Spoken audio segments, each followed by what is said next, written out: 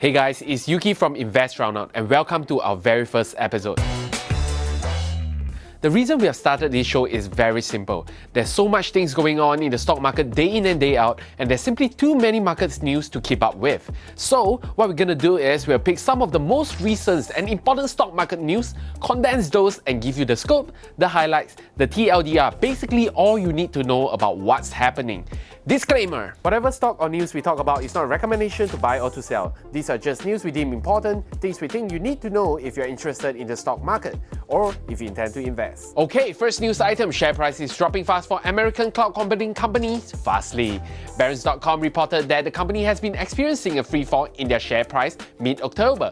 This happened after they issued an earnings warnings and reduced their estimated earnings for their third quarter from 73.5 million to 75.5 million to 70 million to 71 million. Difference of around 4 million basically. According to the company, the main reason for this reduction was due to lower usage of its largest customer, ByteDance, also the owner of TikTok. In the June quarter, ByteDance had accounted for 12% of Fastly revenue, but for now, due to political reason, I know, the usage has been significantly lower. Some of Fastly's other customers also recorded lower usage than previous forecasts, which is honestly not helping the situation. However, the company maintains the fundamental for Fastly platform remain strong. Unfortunately, some analysts' research has affirmed that TikTok will be a bigger issue for Fastly over the next year. In fact, Forbes even said, "Don't buy Fastly stocks, TikTok demand will not bounce back." As of last Friday, we are still seeing the slide of share price and the stock is down by 38% since its earnings warning. Looks like the share price is moving quite fastly. News item 2: Korean boyband BTS had hit the Korean Stock Exchange. Big Hit Entertainment, the company that manages popular Korean boyband BTS, made its IPO debut in Korean Stock Exchange earlier this month. And according to Bloomberg, the concept of owning a part of supergroup in the form of stocks has become the newest status symbol among K-pop fans. So, if you're in South Korea now, no need to get a Birkin bag or a Rolex. Just buy shares from Big Hit and you'll be considered someone of status. It was the third biggest IPO in the last 3 years within the country, and they were off to a strong start when their share price doubled within the first day of trading. Just a few days after though, the share price dipped dramatically. According to the Straits Times, investors had started to fear that the management firm is being too reliant on the boy band to bring in all the revenue. And it actually makes sense. In the first half of this year, BTS alone accounted for 87.7% of the company's revenue. Imagine that.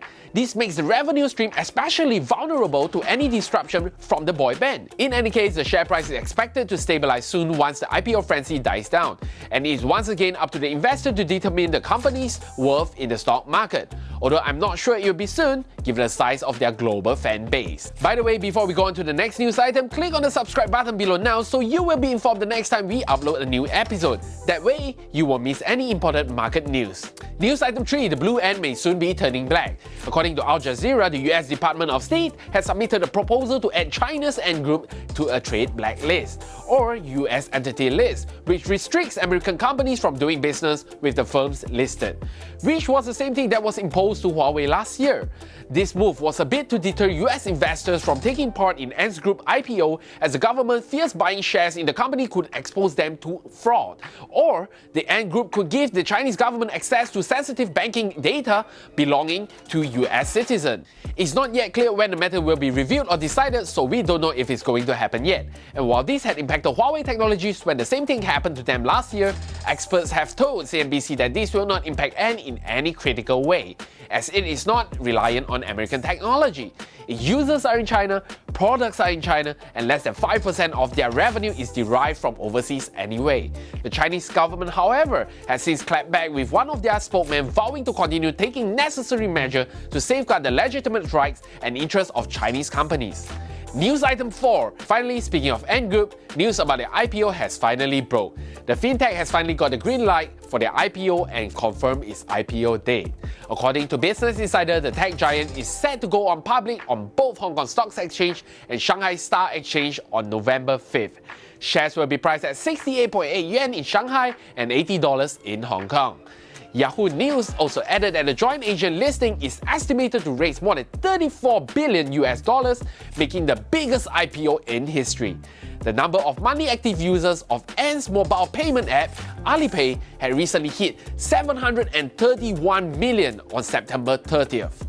And it was all thanks to the COVID-19 pandemic, as people have turned to digital payments and e-commerce as a way of maintaining social distance.